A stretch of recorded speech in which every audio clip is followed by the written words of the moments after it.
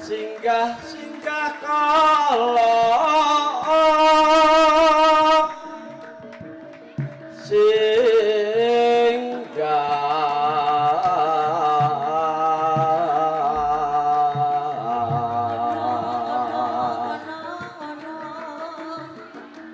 tan suminggah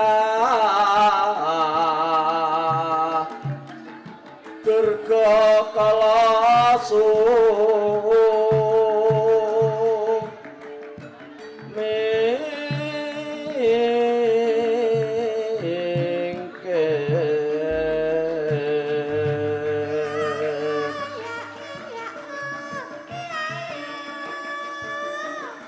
sing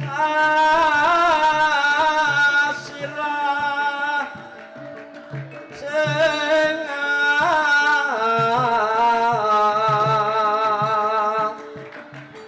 suku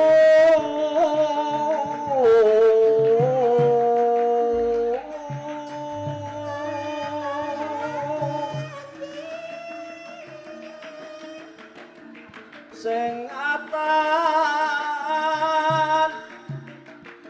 kasat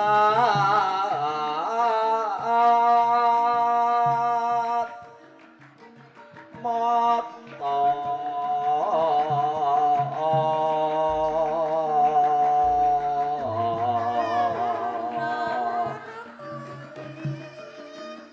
sing atenggak sing ngawulu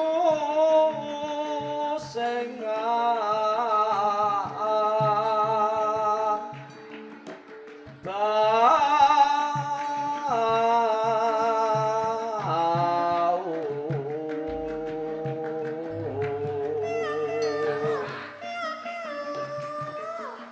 kabeh padha suming kira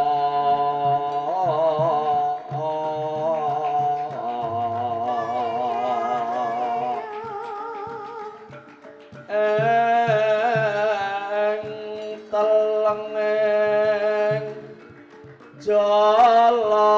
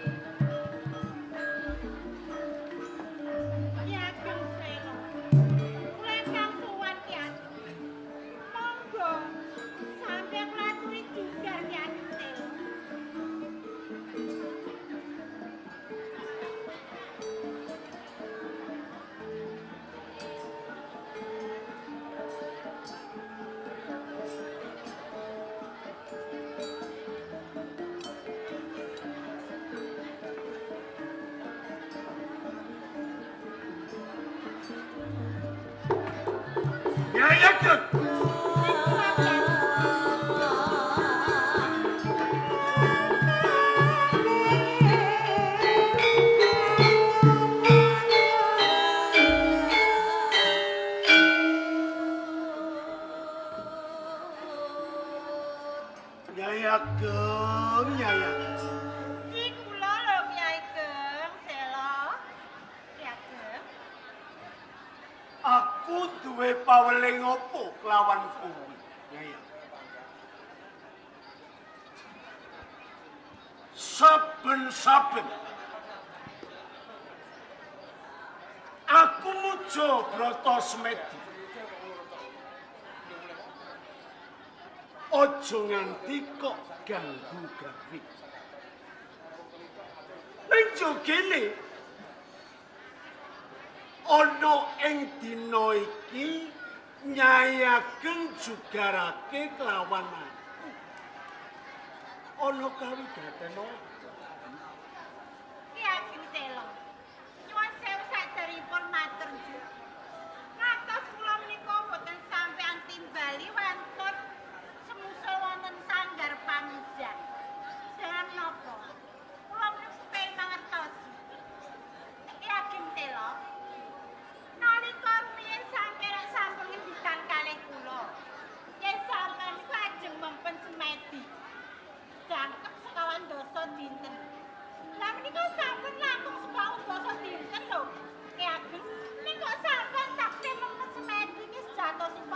menapa? Kula niku bojo sampean lho, Ji. Kok kedahipun kula menika diparingi mangertos lho. Ya mung siji penjalukku. Ya mung siji panyuwunku. Kelawan Gusti Kang Maha Kawasa. Muga ana ing desa Sela sumrambahing kabeh para desa kususe Jatirata. Nggih. Sakwise aku muja bata semedi sing padha tetanen cek beno alok kelawan kawedalan sing padha dedagang cek beno alok kauntungan ya kabeh mono saka panguwasaning Gusti Kang Maha Kawasa. Oh, dados sampeyan nika nggiripun mongkon semedi mung kados ngaten. Kedahipun kawula sampeyan menika saged nggadahi rezeki ingkang ageng, sandang pangan menika mubra-mubra, sedaya menika saged tentrem, Ji. Lah kula niku atus lho Ki Ageng. Ora usah dadak kok kuwatirake. Sebab aku iki ra isih mapan ana ing rompoke dhewe. Nggih. Lan uga isih mapan ana ing desa Sela. Ya kene kowe nguwatirake kelawan Ki Ageng Sela. Nggih kuwatos lho. Sampeyan niku ora bojone kula. Ada sabeni sampeyan mboten nate mempun semedi ngantos sekawan dasa dinten langkung. Watuse kula menika ngaten lho Ki Ageng. Nggih mangkenipun sampeyan menika nggadahi perkawis menapa? Kula mboten mangertos. Ya kula nggih kuwatos sanget kalih sampeyan lho, Ji. Pancen ana bab kang durung tak blagakake kelawan Nyai. Ya mung perkara siji kok Nyai. Menapa menika lho Ki Ageng? Alam semono Kanjeng Sultan Trenggono wis nyabda kelawan aku lan uga warga ana ing desa Sela yen to desa Sela didadekake bumi mutian sing tegese Tanono Prabeya apa-apa kanggo desa Sela. Ning ana ing dina iki yo, Nyai Ageng. Lajeng pripun? Kanjeng Sultan Trenggono jabel ana ing desa Sela saiki dianakake kudu asok wulu pawektu kudu asok blondong pengareng-areng pendak warsa sepisan sing tegese bumi putihan ana ing desa Sela dijabel.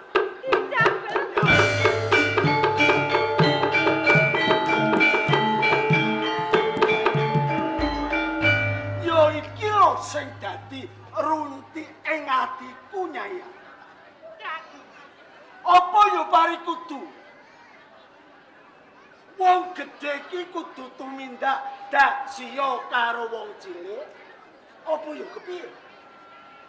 Mongko nek wong gedhe ngrumangsani tanpa wong cilik, wong sing duweni pangkat derajat ora bakal bisa.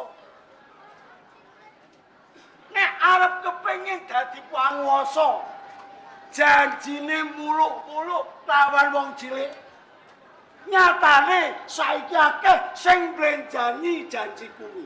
Lho iki lho sing dadekake ora gaduh. Lho kok malah ngaten to Ki Ageng? Kok malah bumi mutian wonten desa Sela mriki malah dipun jabel. Lan lajeng kula kalih sampe terus kados pundi lho Ki Ageng? Saiki kowe dadi paksuksen yo Nyai Ageng. Inji kados pundi? Arene Kanjeng Sultan Trenggono wis tega kelawan warga sela sak kukuban.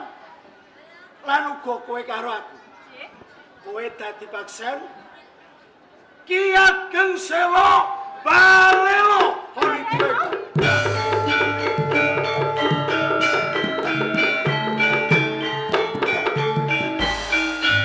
Assalamualaikum. Waalaikumsalam.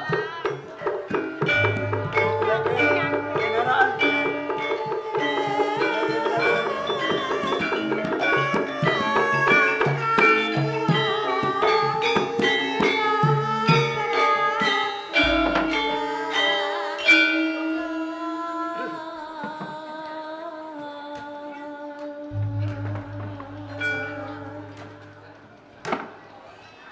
Nyai Ageng, Si kula Ki Ageng. ki ana rawuhe Gusti Patih Wonosalam gawe kunjukan apa piye? Oh, ngaten. Nggih, nek kados ngaten kula badhe ndamel unjukan langkung rumiyin, nggih. Gusti Patih Wonosalam Ki Ageng Sela. ngaturaken kawulijengan rawuhipun jengandika Gusti Patih Wonosalam wonten ing dusun Sela. Rak sami wilujeng to Gusti Patih. Pikantuk pangestune Ki Ageng Sela sowan kula kalis ing Sambikala Ki Ageng. Sungkem kula konjo wonten ngersanipun Gusti Patih Wonosalam. Iya. Gusti Patih Wonosalam damel natap lan ugi kaget ora usih manah kula. Jalaran menapa? Rawuhipun Gusti Patih Wonosalam benih padatan ingkang sampun kelampahan. Adat rupiahipun Gusti Patih. Yen to panjenenganipun Gusti Patih Wonosalam ngersakaken rawuh wonten ing dusun Sela. Nek boten wonten salah satunggalipun prajurit wonten gandhek sakembaran ingkang kaos langkung rumiyin dumateng kula. Janipun tindak nglangke menapa ngelengaken Gusti Patih. Pancen ana kawigatosan Ki Ageng Sela. Kawigatosan kala wau sambung kalian Ki Ageng Sela. Ngenani menapa Gusti Patih? Mundi dawuh ngersa dalem Kangjeng Sultan ana ing Kasultanan Demak Bintoro mung nanjehake yen dipitung wis ana 3 pisoanan Ki Ageng Sela ora sowan netepi wajib ana ing Kasultanan Demak Bintoro. Janjane ana apa Ki Ageng Sela? Janipun kula boten lali to Gusti Patih. Boten lali. Pancen sampun kula sengaja utawi kula jarak Wis disengaja. nggih. Niat kula merong kampuh jika sing tegese Ki Ageng Sela Balelo Honidyo. Bali.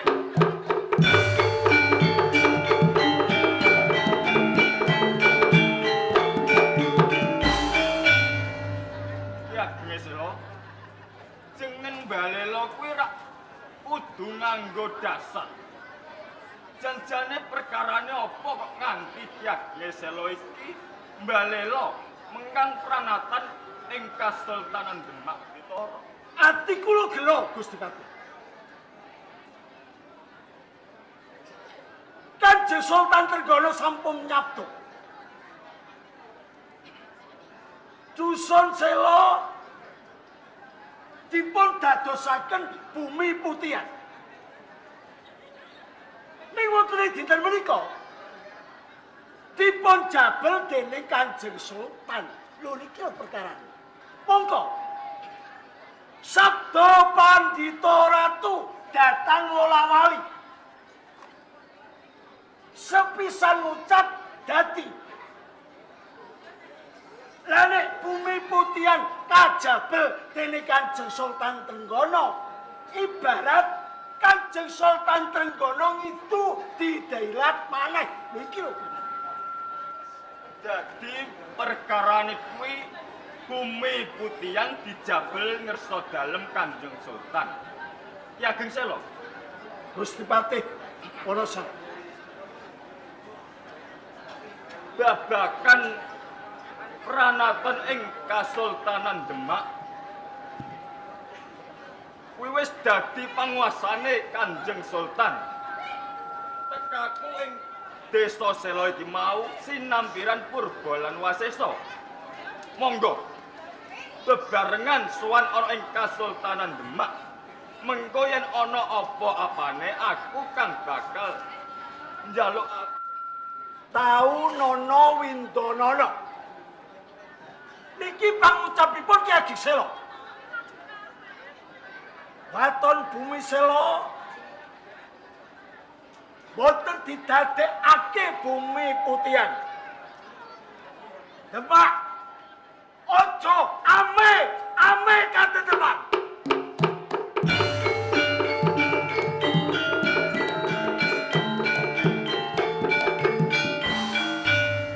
Ki Ageng Sela. Yen pancen Ki Agenge ora kena tak ndekake, tak ranti sak njabane Desa Sela, aku njaluk wangsulan kang gumathok. Engkara sak jabane Desa Sela.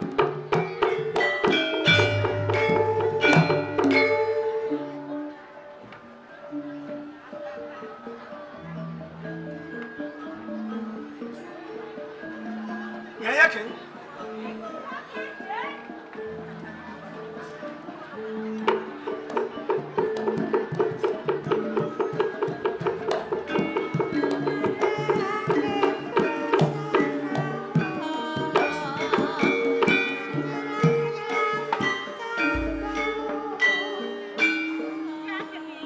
Ibarat kriwikan Lho kok kriwikan apa? bakal dadi grojokan. Malah sampean kok ngendikan kriwikan dadi grojokan. Rawuh Gusti Patih Wonosalam. Gelem ora gelem. Ki Ageng Sela kudu sowan ana ing. Aku pukuh. Kaporo aku wis ngucap nek aku balela wani mengkang pranatan Kanjeng Sultan Trenggono. Ngono Nyai. Sik. Kowe aja wedi kangelan. Pripun lho Ki Ageng? Mapano ana ing Ki Agengan Sela. Perkara iki aku sing dadani. Ngono. Wong matur kare sampean lho.